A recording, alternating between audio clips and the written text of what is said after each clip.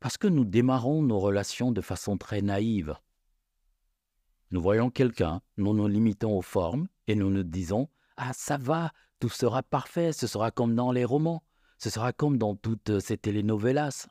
Sauf que même dans les novelas, il y a un moment où il y a des séparations.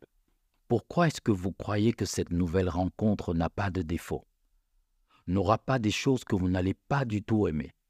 Pourquoi est-ce que vous croyez que vous-même, vous n'aurez pas de défaut? On ne nous a pas préparés à la vie de couple. Pour ceux qui viennent, je veux dire, d'Afrique, l'un des meilleurs conseils qu'on nous ait donné, c'est: il faut supporter. On nous a jetés comme ça dans une jungle, sans nous dire à peu près quelles sont les espèces dangereuses, comment est-ce qu'on doit s'en sortir, quels sont les secrets de la survie. Quand vous avez un problème dans la relation, au lieu de vous concentrer sur le jeûne est important. Il vous permettra certainement de trouver des idées, il vous permettra certainement d'être concentré sur vous, d'être moins distrait ou distraite, et certainement d'y voir un peu plus clair. Mais cela ne suffit pas. Ce sont les actions que vous allez entreprendre par la suite qui corrigeront le problème. Par exemple, si ma partenaire me reproche de ne pas être attentionné, peu importe si je jeûne 30 jours, 60 jours, un an, tant que je ne suis pas attentionné, ça ne sert à rien. Le problème ne disparaîtra pas et le malaise sera toujours présent. Le reproche sera toujours présent. Donc, qu'est-ce que je devrais faire? Peu importe si je jeûne, je dois tout faire pour trouver des voies et moyens pour, éliminer en fait ce défaut. Voilà ce qui compte. On n'est pas patient avec quelqu'un qui ne fait pas des efforts.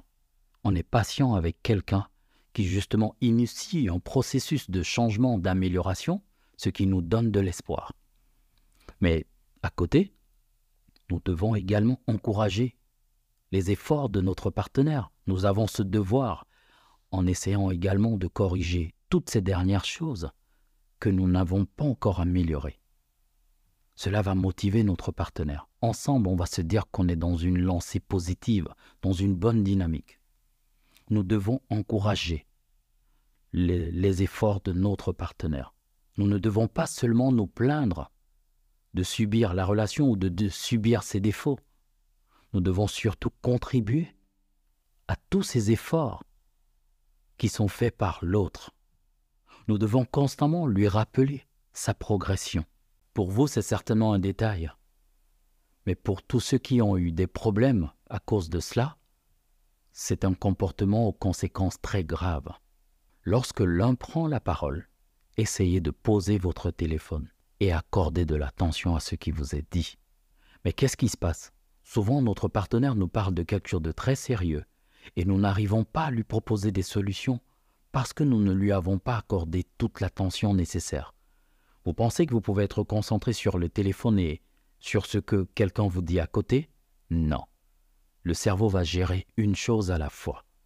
Et qu'est-ce qui se passe? Des semaines après, des jours après, on nous dit: je t'ai dit telle chose. Non, jamais tu ne m'en as parlé. Jamais tu ne me l'as dit. Jamais. Et voilà comment il va y avoir des disputes. Il va y avoir plein d'autres choses négatives, simplement parce qu'il y avait un manque d'attention. Nous ne devons pas constamment prendre 1, 2, 3 gestes parce qu'on est allé dans le parc, on s'est baladé main dans la main, parce qu'on s'est embrassé devant les gens, parce que peut-être on est allé manger dans un bon restaurant, qu'on va se dire qu'on s'aime déjà, parce qu'on porte les mêmes vêtements, qu'on s'exprime de la même façon. Non, ça ne suffit pas. C'est déjà important, c'est déjà beaucoup. On doit s'en contenter. Mais ce n'est pas forcément une preuve d'amour.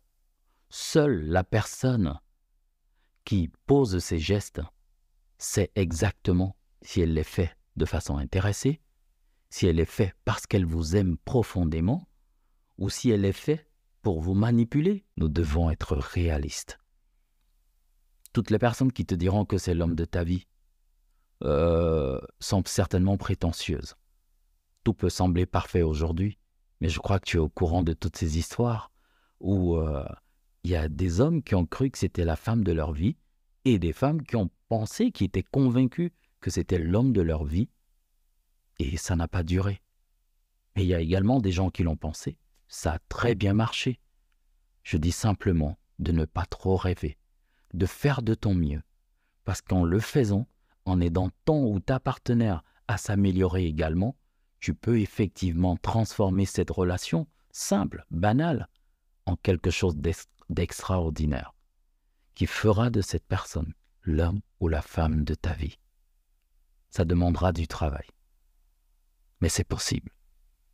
Si ma partenaire fait pour moi plus que ce que ont fait mes parents, mes frères, mes sœurs, mon entourage, c'est son avis qui comptera plus que celui des autres, parce qu'elle le mérite. Je ne suis pas en train de dire de ne pas choisir son parent. Je dis simplement que vous choisissez votre parent parce que vous avez l'impression que cette personne, ou vos parents, parce que vous avez l'impression que ces personnes ont beaucoup fait pour vous. Alors si vous rencontrez quelqu'un qui fait beaucoup plus pour vous, vous allez peut-être me dire « Ah non, quelqu'un ne peut pas faire pour moi plus que ce que mes parents ont fait. » Je dis non, peut-être que jusqu'ici, vous n'avez pas encore rencontré quelqu'un d'extraordinaire. Ou alors vous l'avez rencontré, mais vous n'arrivez pas à apprécier tout ce qui a été fait pour vous. La façon dont un homme te traite définit la façon dont il t'honore ou te méprise. Ce n'est pas en allant faire un toqué à la porte de plusieurs millions, une dot de plusieurs millions, un mariage de plusieurs dizaines de millions, que tu seras honoré. Parce que tu n'en profiteras vraiment pas. Ta famille, pour le toqué et la dot, n'en profitera pas vraiment. Et là, je parle de tes parents. Ce sont toutes ces personnes-là qui n'ont pas fait grand-chose pour toi, qui ne t'ont presque jamais acheté un cahier, qui vont en profiter. Jusque-là, il n'y a pas de problème. Tu dois veiller à ce que tu sois la première personne qu'on traite comme une reine et non pas d'abord tes parents, ta famille. Vous devez accepter que lorsque vous êtes face à un ravin, lamentez-vous comme vous voulez, pleurez comme vous voulez, prenez des années à faire votre deuil. Aussi longtemps que vous n'allez pas vous dire stop, il faut que je trouve des solutions. Vous n'allez jamais traverser la rivière. Et votre bonheur se trouve toujours de l'autre côté de la rivière. Disons que votre problème, c'est cette rivière-là. Aussi longtemps que vous aurez peur de l'affronter, que vous n'allez pas trouver de bonnes approches pour traverser la rivière, vous allez être dans le normal, mais vous n'allez pas être dans le naturel. Vous n'allez pas utiliser votre force. Donc, il est peut-être temps à partir d'aujourd'hui de commencer à utiliser votre force. Il n'existe aucun couple dans lequel on a une personne qui a toujours raison et une autre qui a toujours tort. Si vous pensez avoir toujours raison, je vous dis que, en fait, vous êtes à côté de la plaque. Nous avons tous eu raison plusieurs fois, mais nous avons également eu tort plusieurs fois. Donc, ça ne compte pas, en fait. Ce besoin, c'est-à-dire le nourrir, ne compte pas vraiment. Essayons simplement de trouver des solutions.